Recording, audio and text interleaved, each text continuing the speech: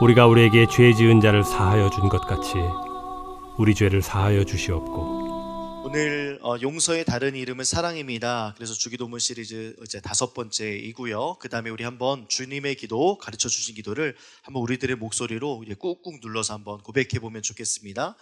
하늘에 계신 우리 아버지여, 이름이 거룩히 여김을 받으시오며 나라가 임하시오며 뜻이 하늘에서 이루어진 것 같이 땅에서도 이루어지이다.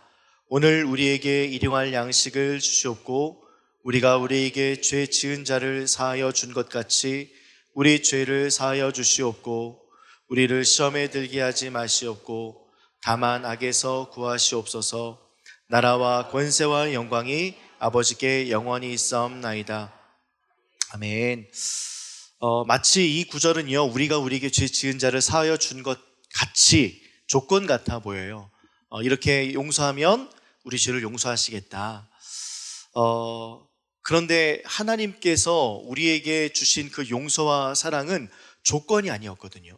아무리 생각해도 이거는 조건일 수가 없어요. 근데 왜 이렇게 조건처럼 해석해 두고 조건처럼 한국 성경에는 이렇게 나와 있을까? 우리는 늘 강조점을 뒤에 두는 습관이 있습니다. 말할 때요. 그래서 이 헬라어 원어에 보면요, 결론부터 말씀을 드리면 우리의 죄를 사하여 주셔서 감사합니다. 나도 우리가 우리에게 죄 지은 자를 용서하겠습니다. 이게 순서예요. 그래서 조건처럼 받아들였기 때문에 어느 순간 우리가 요 구절만 가지고도 나는 용서해야 돼. 그래, 용서의 삶을 살아야지. 너 용서 왜 못해? 너 사랑해야지. 그렇게 좀 내가 못하는 부분들을 남에게 강요하기도 하고 내 일 아니라고 쉽게 말하는 그런 버릇들을 우리가 좀 들여왔어요. 그래서 이 용서를 이루기 위해서 한국교회에서 또 나타나는 것이 무엇이냐면 뭐 회개운동도 그렇고 기도운동도 그렇고 또 여러 가지 많은 모임들도 그래요. 그래서 우리가 하나님 앞에 내 스스로가 무엇을 할 수 있는 영역이 단 하나도 없음을 인정하는 게 복음임에도 불구하고 스스로가 무엇을 끊임없이 합니다. 기도도 종류가 너무 많잖아요. 뭐 부르짖는 기도, 그 다음에 뭐 통성기도, 통성기도도 우리나라가 유일합니다. 그래서 영어로 쓸 때 T-O-N-G, 통성, S-U-N-G, prayer 이렇게 써요. 통성이라는 단어 자체가 외국에서는 없어요. 우리나라의 고유어가 돼서 우리나라 오면 놀라는 거죠. 주여 삼창하겠습니다. 주여 삼창기도. 그 아버지를 부르고 주님을 계속 부르짖는 기도. 이 기도가 잘못된 것은 아니지만 어느 순간 내가 무엇인가를 열심히 해야지만 신이 감동하고 감화해서 나에게 은혜를 베풀지 않을까?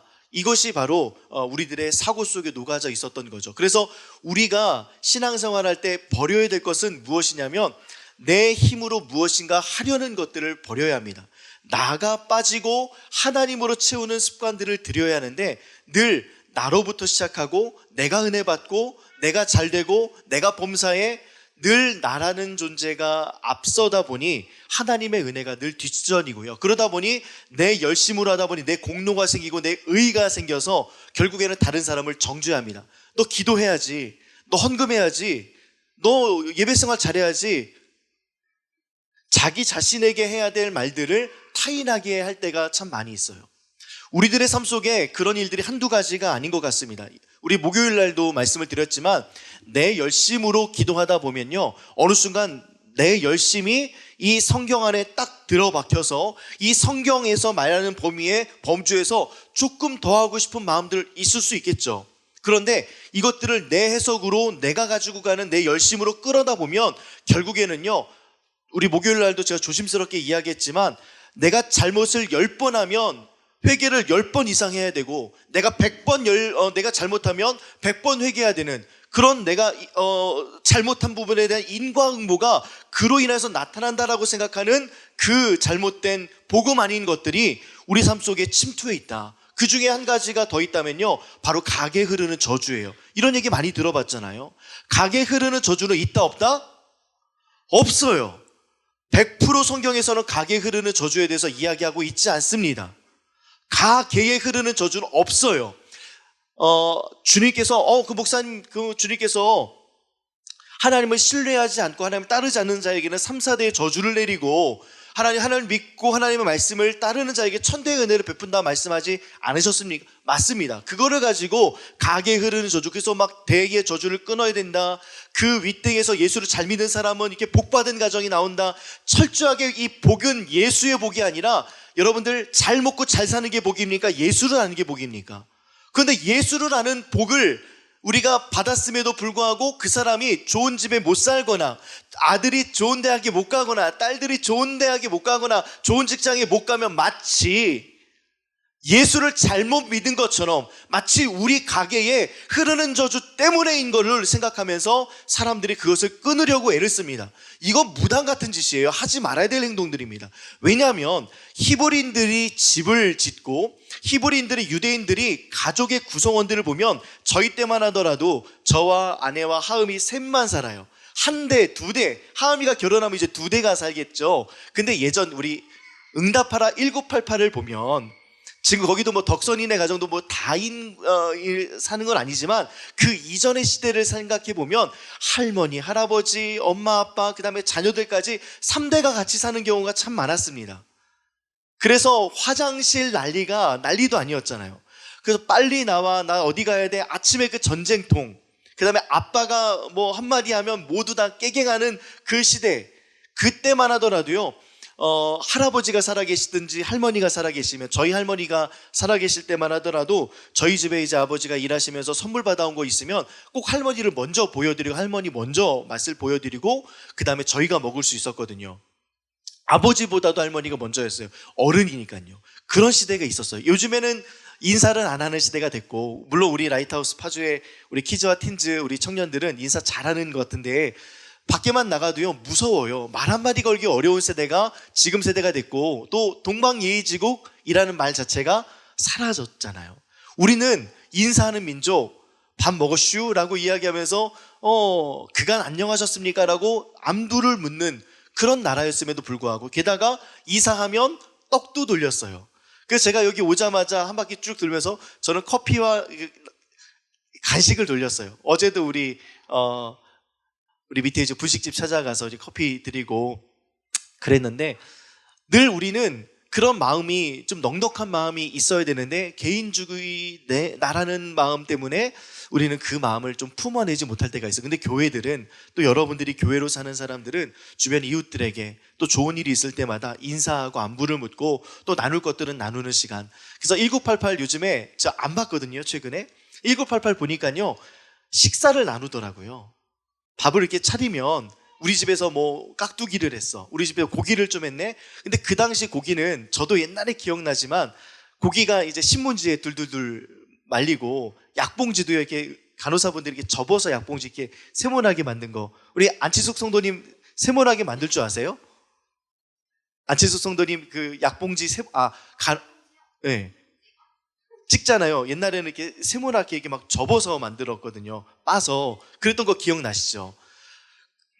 그 시대에 저는 좀 다른 시대에 살았나 봐요. 아무튼 그 시대의 분들은 이렇게 나눴다고요. 김이 있으면 나누고 먹을 거 있으면 나누고. 그래서 가만히 생각해 보면 어떤 아이들이, 꼭 막내들이 그 일들을 하잖아요.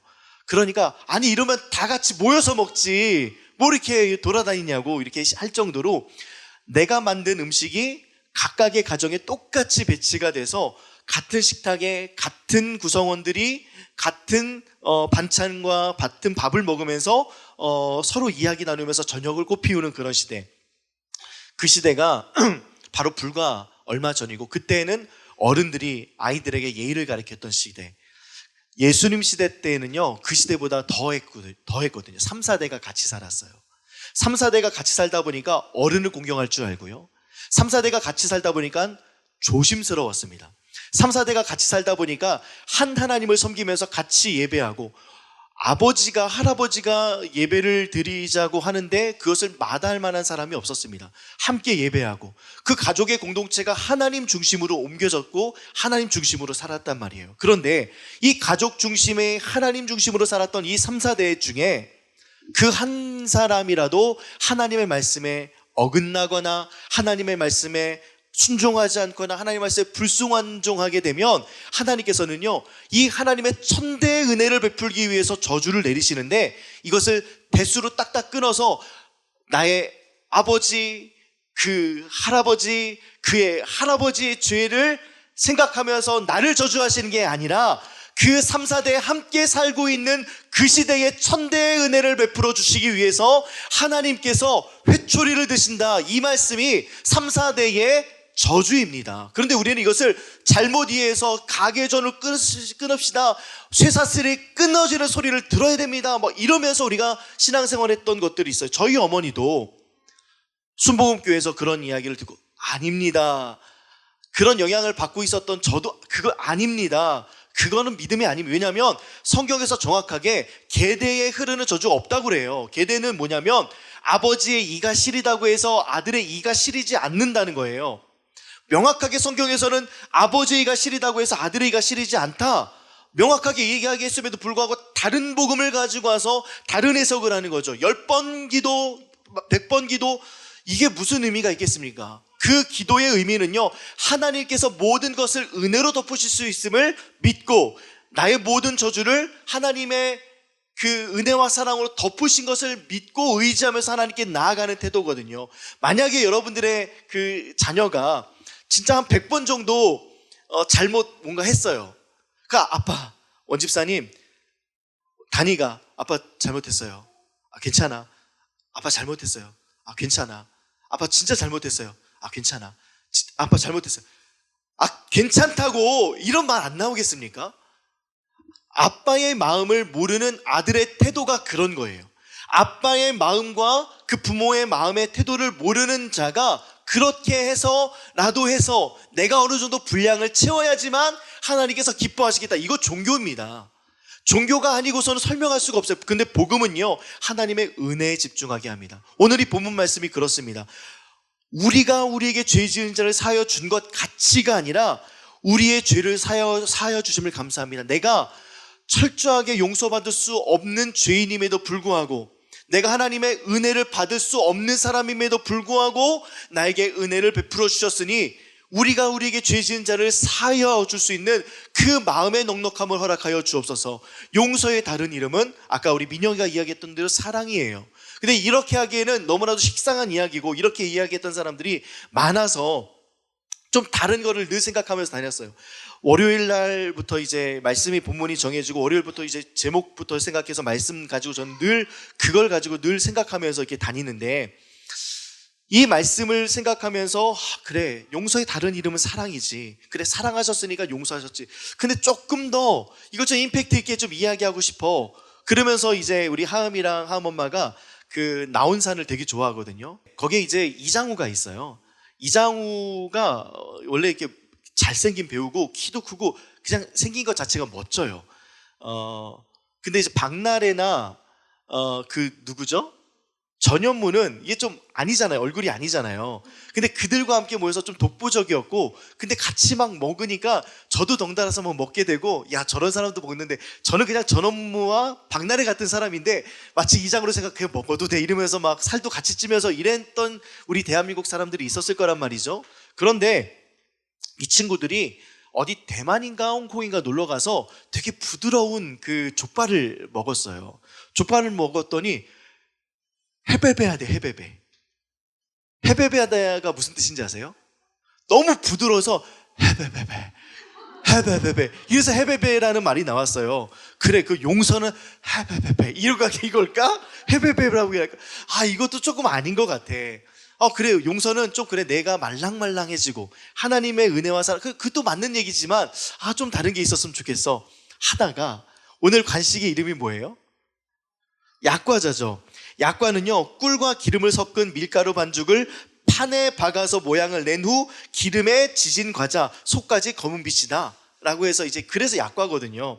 근데 약과의 명사의 또 다른 말은 뭐냐면 그만한 것이 다행임, 또는 그 정도는 아무것도 아님을 이르는 말. 그러니까 여러분들 생각해 보세요. 용서는요, 그 약과예요. 용서는 나에게 오는 시험, 나에게 오는 어려움, 그 약과인 거예요. 아무것도 아님을 이르는 말, 아무것도 아니다. 용서는 약과다. 한번 따라해 볼까요? 용서는 약과다. 용서는 약과지. 여러분들 이런 생각을 좀 늘 하시면서 한 주간 지냈으면 좋겠습니다. 왜냐하면 마태복음 이 6장 12절에 나왔던 이 죄라는 단어를 누가복음에서는 정말 죄인 하마르티아라는 단어를 썼어요.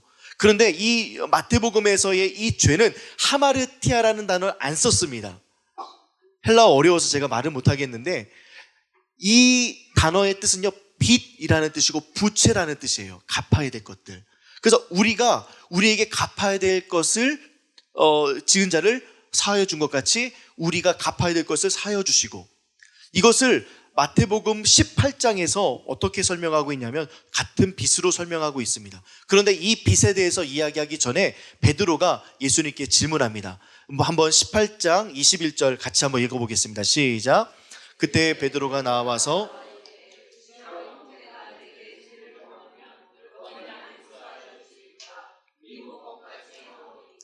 이 18장 말씀은요, 천국에서 큰 사람이 누구인지에 대해서 하나님께서 말씀해 주시는 본문이에요. 처음에 그때 제자들이 예수께 나와서 이르되 천국에선 누가 크니까 예수께서 한 어린아이를 불러 그들 가운데 세우시고 진실로 너희에게 이르노니 너희가 돌이켜 어린아이들과 같이 되지 아니하면 결단코 천국에 들어가지 못하리라 라고 하니까 너무 놀랐죠. 사람들이 그럼 누가 도대체 천국에 들어가? 그 당시에 어린아이들은요, 머릿수에서도 빼고요, 그냥 인간 취급을 안 했어요. 아직 인간의 구실을 못하기 때문에 어린아이들은. 근데 지금은 시대가 달라져서 어린아이면 저렇게 좋은 좋은 거 먹이고 우리 손 씻고 어린아이 만져야 되고 좀 달라졌잖아요. 원래 그래야 돼. 예수님께서 그러셨거든요. 누구나 차별하지 않고 남녀노소 불문하고 특별히 고아와 과부와 가난한 자를 늘 마음속에 여기시면서 그들을 불쌍히 여기셨던 마음들, 그 예수께서 어린아이가 되어야지만, 어린아이같이 되어야지만 결단코 천국에 들어갈 수 있다라고 이야기를 해요. 그러면 우리는 천국이라고 생각하면 계급 또한 생각합니다. 큰 집, 상급. 근데 예수님께서 어린아이와 같은 자가 천국에 들어간대요. 그러면 그것은 계급이 있다 없다? 없음을 이야기하고 있어요. 천국에는 어린아이 같은 자가, 어린아이는 어떤 존재이냐면 누군가에게 의지하는 존재, 연약한 존재, 누군가의 도움을 받아야 되는 존재, 누군가의 도움이 가장 절실한 존재. 어린아이가 혼자 기저귀를 갈 수 있나요? 어린아이가 아직 불을 켜지 못하는 아이가 계란 후라이다를 해먹을 수 있나요? 그 어린아이는 하나님께서 말씀하신 그 말씀을 그냥 그대로 흡수하는 자, 누군가에게 가장 좋은 이야기와 좋은 것들을 많이 흡수할 수 있고 나쁜 것들 또한 가장 흡수할 수 있는 그때에 가장 좋으신 하나님 곁에 있는 그 아이와 같은 마음, 하나님 아니고는 나는 살 수 없습니다, 예수 아니고는 살 수 없습니다 라는 그 마음을 가지고 하나님에게 기대어 있는 그 상태, 그 자가 천국에서 가장 크다라고 이야기합니다. 굳이 크다라고 이야기하자면. 그래서 어린아이와 같은 천국, 그런 계급도 없고 그곳에는 웃음이 가득하고 늘 하나님께 찾아가서 묻고 늘 찬양하고 노래하고 늘 놀고 기뻐하는 그 어린아이의 모습, 친구들을 살피고, 옛날에 저희 같은 경우에 깍두기도 있었잖아요. 요즘에 왕따가 있지만 그 왕따 나쁜 제도죠. 깍두기 못하더라도 같이 끼워줘.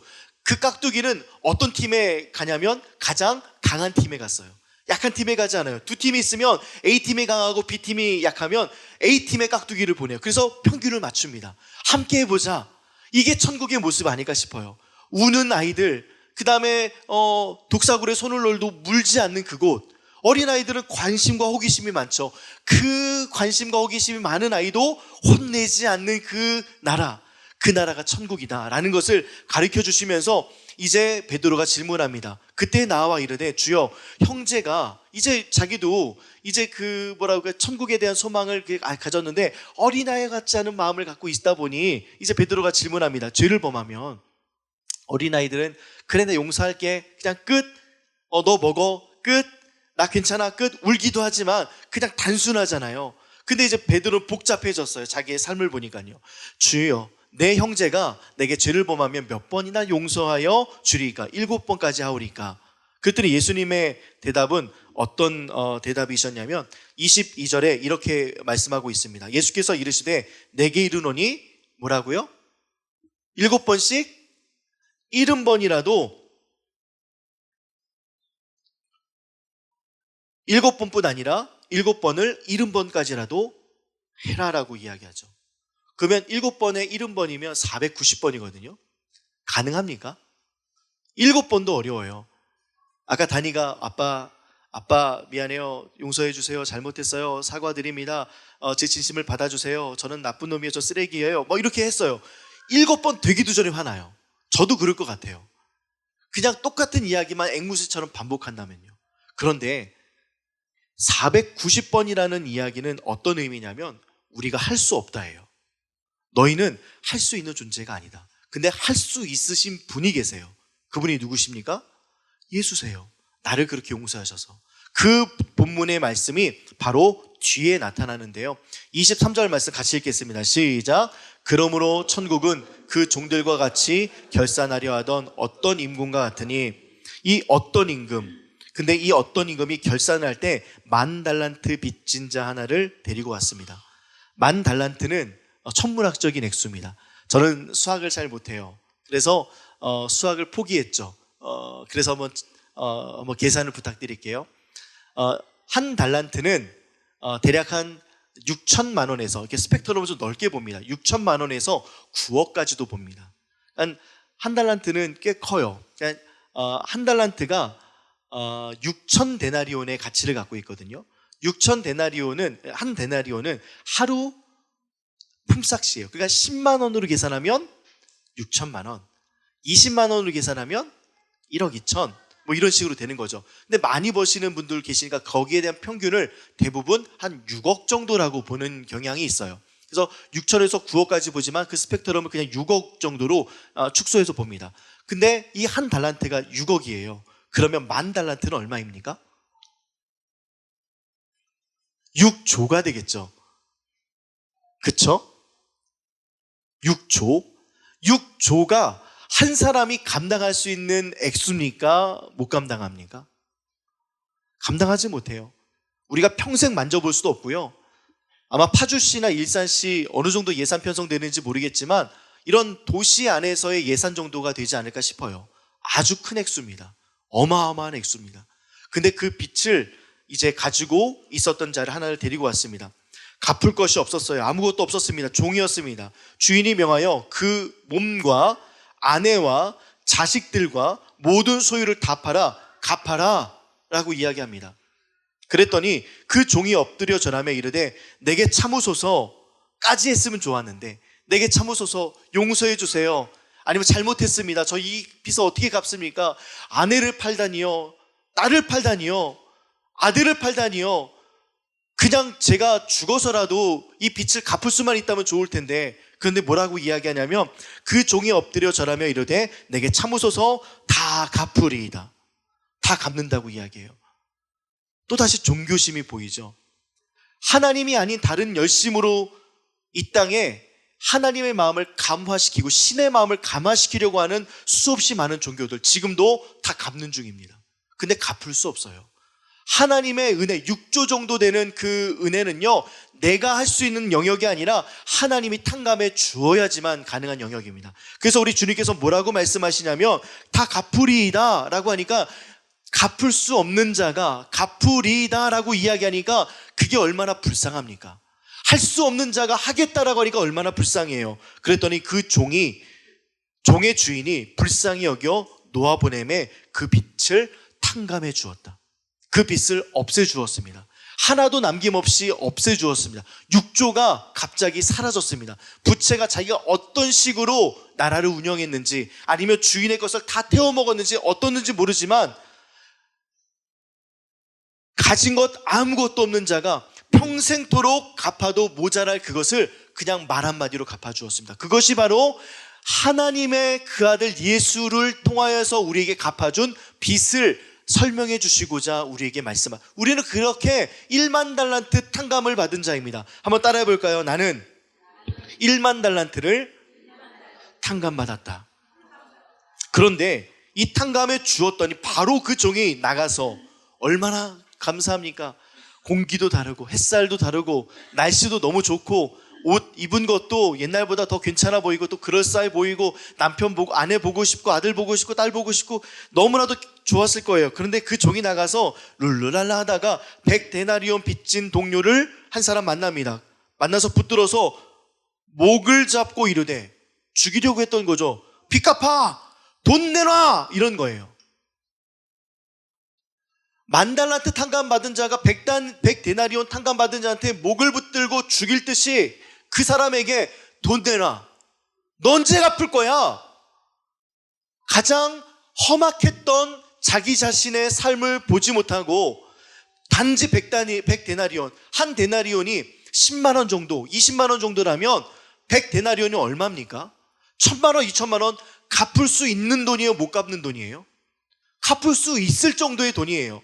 근데 시간과 말미를 달라고 합니다. 그 동료가 엎드려서 간구했어요. 목 잡고 죽이려고 하니까 무서워서 엎드려 간구합니다. 이르되 나에게 참아주소서 갚으리이다. 그랬더니 30절 허락하지 아니하고 이에 가서 그가 빚을 갚도록 옥에 가두어 버립니다. 1,000만 원, 2,000만 원, 그래요. 그 사람도 종이라면 주인에게 주고 자기 아껴서 한 6개월, 1년, 길면 뭐 2년 조금씩 상환해 나가면 충분히 갚을 수 있는 돈이에요. 근데 갚지 못하는 그 은혜를 받은 자가 갚을 수 있는 돈을 가지고 있고 갚을 수 있는 빚을 갖고 있는 자를 옥에 넣습니다. 그리고 나서 이 사실을 임금이 합니다. 그 동료들이 그것을 보고 몹시 딱하게 여깁니다. 예수 믿는 사람, 저번 주에도 예수의 주시는 양식을 먹고 크리스찬 안에서도 차이가 있다라고 말씀드렸죠. 우리 믿음 생활하는 사람들도 차이가 있습니다. 용서를 받은 자, 하나님을 사랑하는 자, 하나님을 많이 사랑하고 하나님을 더 신뢰하면 그 사랑이 깊어져서요, 어떤 사람은 더 큰 용서를 하게 되고 더 큰 사랑을 하게 되고 사람들이 감격과 감동을 합니다. 그런데 그렇지 못한 사람도 있어요. 오히려 그 주변에서 동료들이 그것을 보고 몹시 딱하게 여깁니다. 그 사람도, 옥에 갇힌 사람도 딱하게 여기지만 그렇게 1만 달란트 빚진 자가 그것 하나 용서해 주지 못해? 라고 하면서 그를 딱하게 여깁니다. 혹시 지금 이 시대가 예수 믿는 시대에 살고 있는 우리들의 삶 속에 예수 믿는 사람들의 정체성을 내비치기가 힘든 이유가 세상 사람들의 그 딱한 눈빛 때문에 혹시 그렇진 않습니까? 예수를 온전하게 믿고 나의 옛 과거를 버리고 새로운 사람과 새 역사를 기대하면서 살아가는 사람들은요, 세상 사람들의 눈보다도 하나님의 시선이 더 두렵습니다. 그래서 하나님의 시선을 늘 두려워하면서 주일날 올 때, 우리 옛날에 그랬잖아요. 예쁘게 꾸미고 오고, 주일날 올 때 화장도 좀 하고, 주일날 올 때 안 입었던 옷도 입고, 그냥 좀 어색하죠. 와, 머리도 좀 하고. 옛날 생각 오늘 좀 많이 하지만 1,000원짜리 헌금하면서 다리고, 10,000원짜리 헌금할 때 덜덜덜 떨지만 그래도 하나님께 감사하면서 헌금했고, 그랬던 시절이 있었단 말이에요. 근데 지금은 그 모양과 행태마저도 다 사라져 버렸어요. 마음의 중심 자체가 사라져 버립니다. 왠지 아십니까?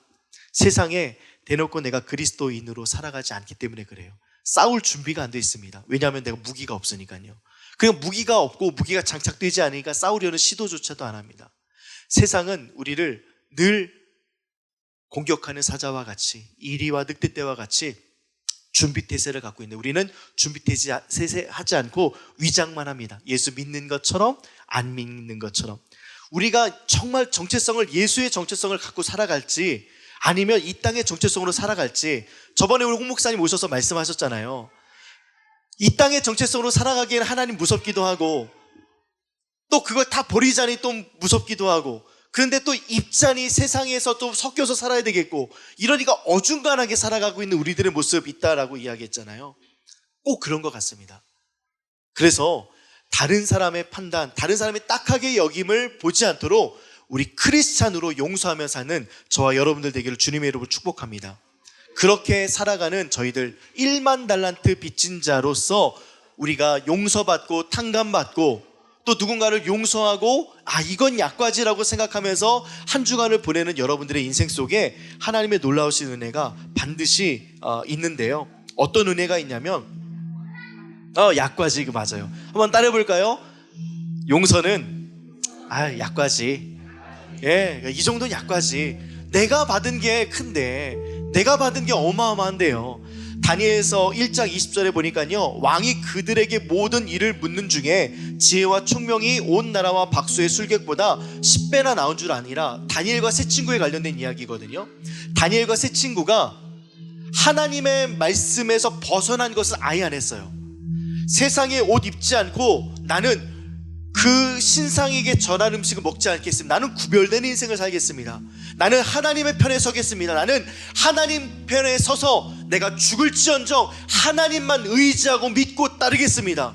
나는 용서받은 사람입니다. 용서받은 사람으로서 만달란트 빚진 자로서, 만달란트 은혜 받은 자로서 나는 그 인생을 살아가겠습니다. 다른 옷 입지 않겠습니다 라고 했더니 하나님께서 그 용모가 더 밝게 빛나게 하시고 채소만 먹었는데요.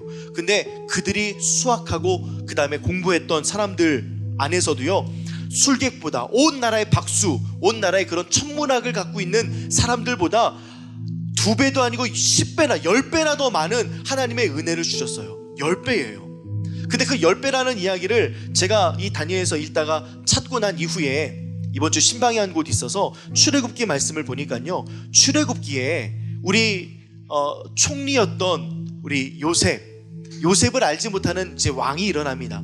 힉소스 왕조가 무너지고 요셉을 알지 못하는 왕조가 딱 일어나서, 그 힉소스 왕조는 어떤 왕조냐면 애굽의 진짜 정통의 왕조가 아니에요. 서아시아 지방, 가나안 저쪽 서아시아 지방에서 애굽까지 쳐 들어와서 애굽을 점령했던 왕조예요. 그러니까 요셉, 다른 나라 사람을 이제 총리로 세울 수 있었던 왕조였던 거죠. 그런데 이제 애굽의 왕조가 바뀝니다. 애굽의 왕조가 바뀌고 나서 드디어 애굽 사람이 아닌 사람을 몰아내고 핍박할 수 있는 왕이 생긴 거예요. 근데 그 전에 요셉이 총리였을 때에 불과 고센 땅에 데리고 왔던 인구가 70명밖에 안 됩니다. 그런데 하나님께서 그 고센 땅에서 그 바로의 궁에서 한 30km 정도밖에 떨어지지 않은 그곳, 가장 비옥한 곳에서 하나님께서 인구를 200만 명이나 불려내십니다. 한번 산술적으로 계산해 보세요. 70명 200만 명 나누기 70 하면 몇 배예요? 대략 한 3만 배 되겠죠. 우리 수학 공부합시다. 저는 다 머릿속에 넣고 왔으니까 3만 배 뛰게 한 거예요. 몇 년 동안? 430년 동안. 근데 우리나라 인구 있잖아요, 이것을 우리 교수님이 계산하셨는데 우리나라 인구를 430년 전으로 쭉 밀고 가요. 과거죠. 주연주 집사님 안 계신데 주연주 집사님 태어난 그런 때, 막 1500년대 막 400 이런 때 있잖아요. 먹을 거 없이 막 풀 뜯어먹고 막 배 아프고 막 이런 때 있죠. 요때 이제 1000만 명 정도 됐어요, 인구가. 근데 지금의 인구가 430년 지나고 난 지금의 인구가요, 남한은 5천만, 북한은 2600만. 그러면 1000만에서 430년이 지나서 몇 배 튀기 됐어요? 7.6배, 8배가 되지 않았어요. 근데 하나님은 그 고센 땅에서 70명을 가지고 200만 명을 만들어내십니다. 하나님을 신뢰하는 자에게 주시는 하나님의 놀라운 은혜를 설명해 주시고 싶어요. 하나님의 사이즈는 달라요. 만달란트, 탕감, 지혜 없음, 아니면 내가 부족해, 하나님 신뢰하고 하나님 저 땅에서 주시는 음식, 저 사람이 절한 음식, 내가 하나님 아닌 다른 우상들을 섬기는 음식 나는 먹지 않겠습니다 라고 결정한 그들에게 하나님께서는 10배나 더 뛰어난 지혜를 주십니다. 또한 430년 동안 하나님께서는요 3만 배 튀기를 해서 하나님의 하나님 되심을 보여내십니다. 그게 우리 아버지세요. 그게 우리의 아버지심을 여러분들 믿으시기 바랍니다. 그래서 여러분들, 우리가 우리에게 죄 지은 자를 용서해 준 것 같이 우리 죄를 사하여 주옵시고, 그가 가능합니다. 하나님 용서하면요 하나님께서 놀라운 것들로 채워주세요. 여러분들이 필요한 것들, 여러분들이 부족한 것들 반드시 채워줄 줄 믿습니다. 함께 이 말씀 같이 읽고 오늘의 말씀을 마치면 좋겠는데요, 마음을 여러분들 다짐하시고, 그래 약과지, 그 정도는 나 넘길 수 있어, 별거 아니야, 웃어 넘길 수 있어, 헤베베 이러면서 그냥 넘기세요. 그냥 그럴 수 있어, 하나님의 마음으로 품고 넘기세요. 저 사람도 만달란트 빚진 자인데 저 사람도 하나님 만달란트 탕감받은 자가 되어서 나와 같은 자 되기 원합니다 라는 마음으로 여러분들 살 수 있는 이 한 주가 되기를 주님의 이름으로 축복합니다. 함께 이 말씀 읽고 우리 시선 찬양하고 마치겠습니다. 우리가 우리에게 죄 지은 자를 사하여 준 것 같이 우리 죄를 사하여 주시옵고. 아멘입니다.